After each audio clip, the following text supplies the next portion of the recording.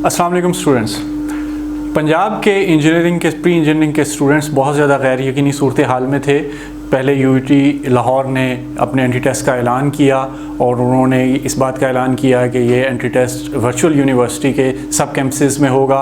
उसके बाद उन्होंने उसको कैंसिल कर दिया, तो बहुत ज़्यादा कन्फ्यूजन स्टूडेंट्स के दरमियान हो गई कि आया ये एंटी टेस्ट होगा भी या नहीं होगा और एडमिशन्स कब तक डिले होते जाएंगे।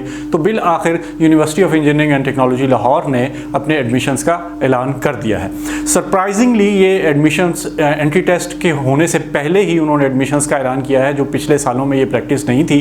जब एंटी टेस्ट कंप्लीट हो जाता था उसके बाद वो अपने एडमिशन्स का ऐलान करते थे।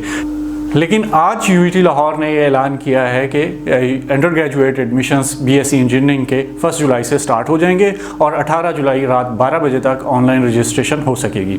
लेकिन इसमें सिर्फ वही स्टूडेंट्स अप्लाई कर सकते हैं जिन्होंने एंटी टेस्ट की रजिस्ट्रेशन अपनी की हुई है। सिर्फ और सिर्फ ओवरसीज़ पाकिस्तानीज़ या वो स्टूडेंट्स जो BBA प्रोग्राम में एडमिशन लेना चाहते हैं या BBIT प्रोग्राम में एडमिशन लेना चाहते हैं, अगर उन्होंने अपनी एंटी टेस्ट की रजिस्ट्रेशन नहीं भी कराई तो भी वो अप्लाई कर सकते हैं। अब इसका प्रोसीजर क्या होगा और इसका तरीक़ाकार क्या होगा, और दरमियान में एक बहुत अहम बात कि क्या एंटी टेस्ट होगा या नहीं होगा। तो इस हवाले से यूटी लाहौर की अपनी वेबसाइट और उनके ऐड के अंदर ये बात मौजूद है कि एक स्टूडेंट को एडमिशन के लिए एलिजिबल होने के लिए 50% एग्रीगेट स्कोर करना होगा। तो इसका मतलब ये है कि एंटी टेस्ट लाजमी होगा और ऐसी बातों पे या ऐसी अफवाहों पे तवज्जो ना दें जो ये कहना शुरू कर देंगे कि जी अब एंटी टेस्ट तो कैंसिल हो जाएगा और आप अपनी तैयारी को ना छोड़ें, अपनी तैयारी फुल रखें।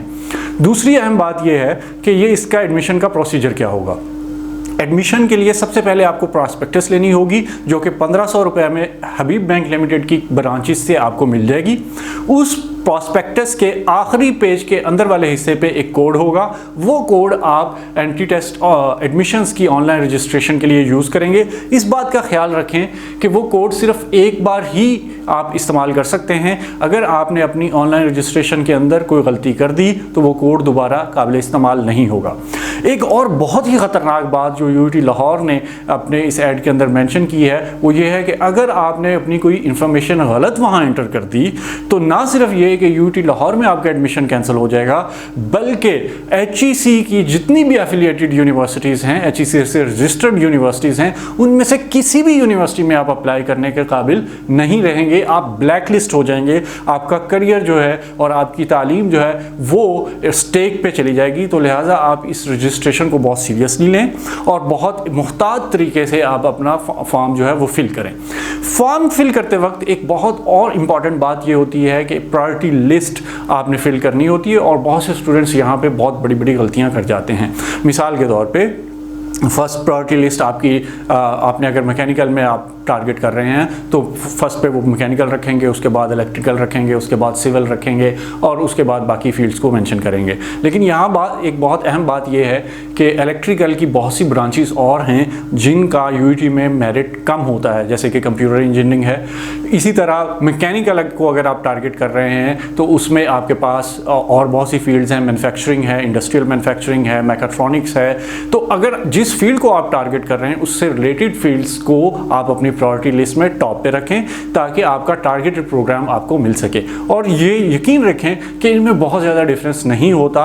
उसके बाद अगर आप कंप्यूटर इंजीनियरिंग में अगर आपने डिग्री ले ली है तो उसके बाद MS आप इलेक्ट्रिकल इंजीनियरिंग में इजीली कर सकते हैं और उसकी जॉब भी कर सकते हैं। इसी तरह से अगर आपने केमिकल आपका टारगेट था तो अगर आपको केमिकल में उसका मेरिट बहुत ज़्यादा है तो आप पॉलीमर में अप्लाई कर लें या उसके अलावा मेटलर्जी एंड मटीरियल्स में अप्लाई कर लें तो उसका मेरिट कम होगा तो आपके चांसेस एडमिशन के बढ़ जाएंगे। फील्ड में बहुत ज़्यादा डिफरेंस नहीं है, बाद में आप MS उसी फील्ड में कर सकते हैं और जॉब भी उसी में कर सकते हैं। इसके अलावा जो दूसरे कैंपसेस हैं जैसे कि कालाशाह काकू कैंपस है, नारोवाल कैंपस, फैसलाबाद कैंपस है, यहाँ पे भी मेरिट ज़रा कम होता है तो वहाँ पे भी आप ज़रूर अप्लाई करें ताकि आपके एडमिशन के चांसेस वहाँ पे बढ़ सकें।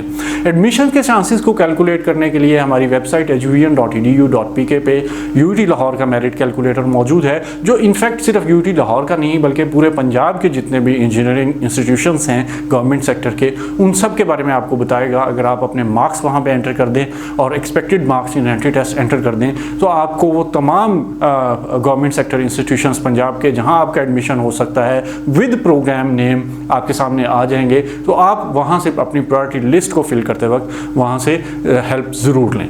इसके अलावा अगर आपके जहन में कोई क्वेश्चन है कि किस तरह से रजिस्ट्रेशन करनी है और क्या प्रोसेस होगा, तो वो कमेंट्स में आप हमसे पूछ सकते हैं। हम अपनी पूरी कोशिश करेंगे कि आपको रिप्लाई करें। Thank you very much.